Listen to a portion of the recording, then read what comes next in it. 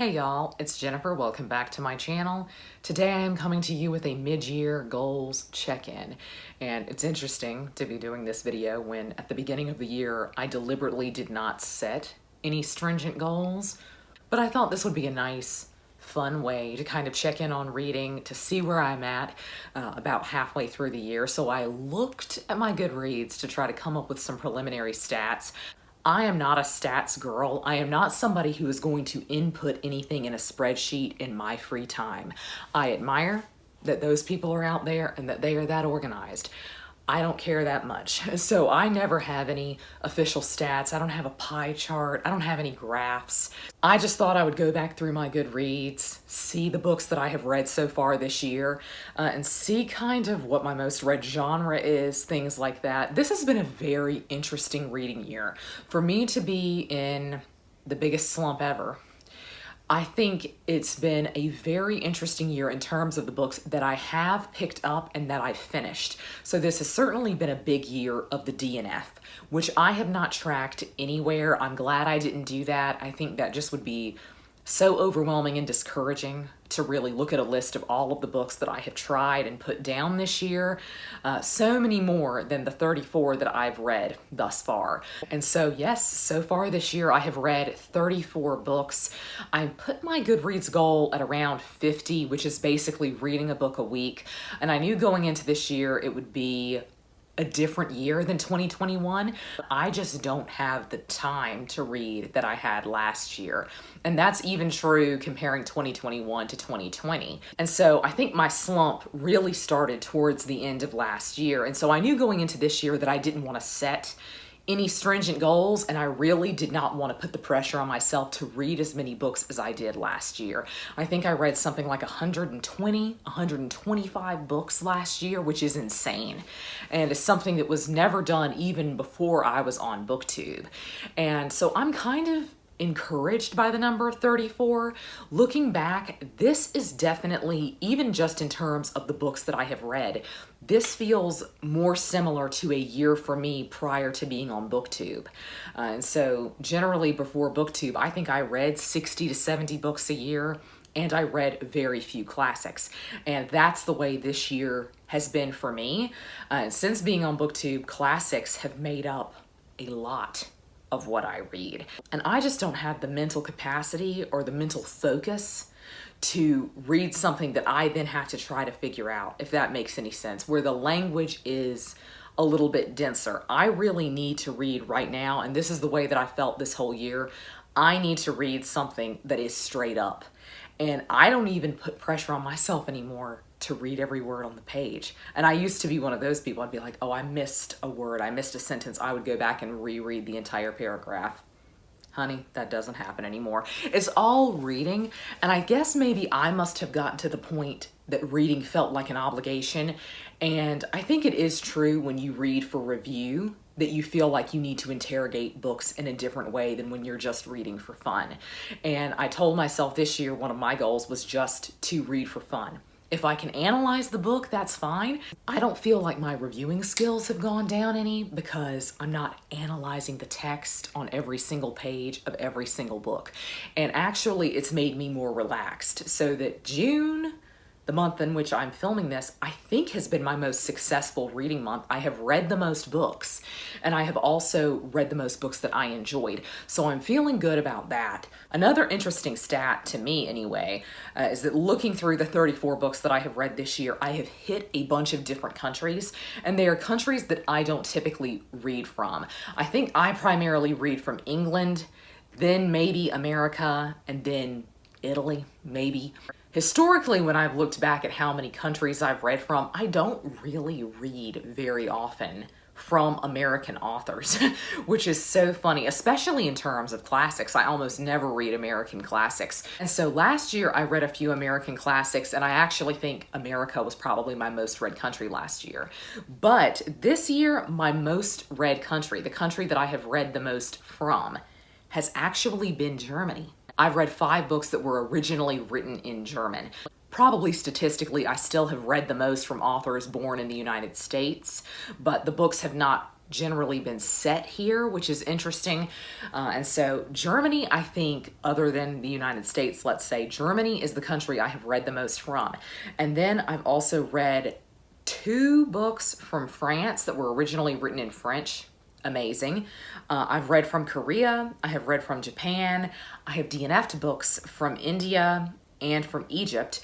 And so I've actually hit like 4 continents. So in the back half of the year, we need to focus on reading something from South America and something from Australia. And then we'll have hit the big 6 continents. I'm not going to make it a goal to read anything from Antarctica.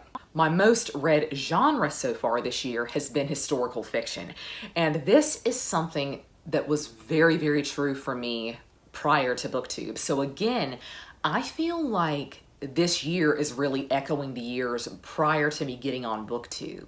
And I think there's good and bad in that. I really liked how BookTube has adapted my reading and how it has made me look at different genres and time periods in different lights. And so I've been more interested in expanding kind of the type of things that I am interested in. I've been interested in taking chances on things. And this year feels very much like a retro year for me. Historical fiction used to make up the majority of my reading diet along with adult fantasy. And when I got onto BookTube, it switched for me into kind of young adult fantasy, classics, and nonfiction. I haven't read very much adult fantasy this year though, so that's not really shown up on my stats at all, but my most read genre so far is historical fiction. In terms of classics, it's not that I've not read any classics. I've certainly DNF'd some, I'll tell you that. But it's that the classics that I have read have been from a different time period than what I normally choose to pick up. And so I think the majority of the classics I have read this year, I think I've read 10 classics, 8 of them are modern classics, which is insane to me and is something that I think had you told me this last year, I would have laughed in your face. I've always thought I'm somebody who just doesn't jive with most modern classics, and this just goes to show that there is something for everybody in each time period. You just need to find what it is. Apparently for me, it is German writers from the 1910s. That's who's working it out for me. And so I'm hopeful that the second half of the year has more of that in store for me. Really, when looking at my original goals, I watched my video over again that I made at the beginning of the year. And 3 goals that I had, and I would say these were the 3 main goals that I stated. I said I didn't want to stress filming. I don't feel as though I have stressed about filming nearly as much as I used to. I used to feel very anxious when I missed an upload day. And then I realized I don't pay attention to that with creators that I watch. And so I realized most people probably don't care that you didn't post on a Monday, you posted on a Tuesday or something like that. And once I started thinking like that, I felt very freed up and I felt less stressed about it. I do still feel as though I need to post twice a week. I've tried once a week. I just personally don't like that. I like doing twice a week. I think it's helpful because you know that some videos are not for all of your subscribers, and it's nice when there are 2 videos a week that you can do something that's a little more niche and do something a little more general. And so I don't feel stressed about that. I just would like to do it. And so I feel like that's a successful goal, and I would definitely like to keep that up for the second half of the year. My next goal was to read less, and that most certainly has happened. I think when I was forming goals for this year, I knew I was entering a slump. And for January and February, I don't think I finished a single book this year, which is really shocking because historically, when I look back at years past, January and February tend to be 2 of my most successful reading months out of the year. And in general, the first half of the year is more successful for me than the second half of the year. There's just so much going on in the second half of the year as you kind of roll downhill towards Christmas that the fall especially does not really lend itself to having much time to read. So I tend to kind of come out guns blazing and really wanting to achieve my goals in the first part of the year, and that generally tends to be all I do. I work on my goals in that first 6 months, and then really I kind of forget about them in the second half of the year. That's why last year I wanted to do a mid-year goals check-in, and I didn't attempt or complete any of my goals for the second half of last year. But reading less, I said for many, many different reasons. I didn't want it to feel stressful. I didn't want to feel obligated to read, which I definitely did last year. I would be stressed when I didn't finish a book in a weekend. And that's what was ridiculous to me. That's why I set this goal. I also set this goal because I have other hobbies that I was ignoring just to focus entirely on reading and pushing out booktube content. And I knew that was the wrong thing to do, and that possibly may also have led to my slump, just a sense of general burnout. But I don't think I should have said the goal was to read less. I think I should have said the goal was to balance hobbies, because I have now gone on the opposite end of the spectrum. Last year I was reading all the time, throwing myself into booktube content. This year I have barely read because I have thrown myself into doing more crafting stuff, which has been really fun and reminded me why I used to love to craft and why that was my primary hobby prior to BookTube. But it has meant that BookTube has definitely suffered. And so in the second half of the year, read less is not the goal. The goal is going to be to balance things out. And I think for me, that's going to mean one day of the weekend is reading day, and one day of the weekend is crafting day. Another of my goals is just to have a set amount of time that I read each day. And so that's a big goal of mine. I think that will help me in the long run, and it will get me back in the habit of reading.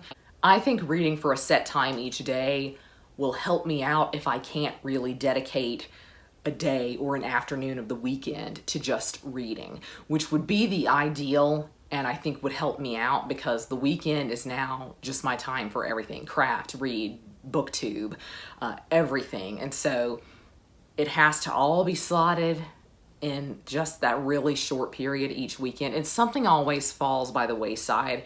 And I think if I plan and schedule things out, that will really help me feel as though I have balanced each of my hobbies and that one thing is not getting more focused than another.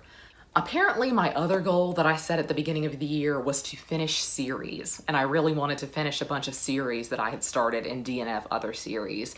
This has 100% not happened, and I am criminally bad at finishing series. This is just one of my flaws as a reader. I will start something and then never finish it because I don't like to stay in the world too long, and I don't like to stay with the same characters for too long. And that's why I tend to take breaks from series. I just never come back and finish them. And that has 100% not been a priority for me in the first half of the year. I don't know that it will be a priority for me in the second half of the year. I still am trying to say, just enjoy yourself. So I still want to keep kind of a relaxed vibe to the second half of the year. I want to keep reading as fun and not as an obligation. And so there are things that I am excited about, and there are things that are on my TBR that I'm excited about. A few big classics that I really am pumped about and I really want to read very soon. I'm just not going to mention them. I'm stealing this from Kate Howe. At the beginning of the year, she talked about the fact that she had kind of a secret TBR, that she wanted to read the books on her own time or move things off of the TBR, DNF them, and feel free to do all of that without pressure, because she didn't announce the list on her channel. And so she has only updated on it once she has finished a book that was on that TBR. And I think that was really smart and a really great way to do it. And so that's kind of what I have going right now. June has been very, very revitalizing for me as a reader, and so maybe I'm hoping that this year will be a twist and the second half of the year will be my big success rather than the first half.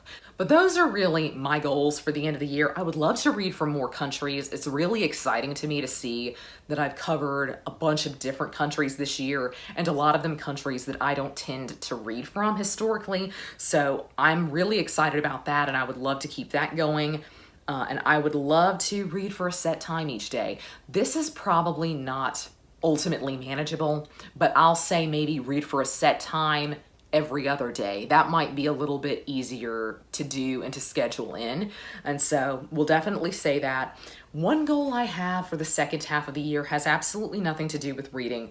And it is that I want to finally take the plunge and learn Italian. I really want to do it, and I think I'm going to. I think I'm going to indulge, and I'm going to get Babbel, and I'm going to work on Italian. So I'm hopeful that I can get kind of a reading knowledge of Italian going, and I can start reading those Italian books that have been so pared down, like The Betrothed by Alessandro Manzoni, that I can get those really pared down Italian classics to practice my Italian in. And so that's a goal for the second half of the year that has very little to do with reading. But that's where I'm at right now. It has been a very strange year for me on BookTube. I have seen so many other creators say that, and I'm so glad that I am not the only one who has gone through a change in their reading, who is struggling with reading, period. So I'm comforted that I'm not the only person going through this, but it is a difficult place to be in, I think. And so the first half of the year was definitely very challenging for me in terms of reading and also in terms of content creation. So I'm hoping that the second half of the year will be a little bit more of a positive experience and a more productive experience, let's say. But that's going to be all for me today. I hope you're all having a great week. Happy reading. Goodbye.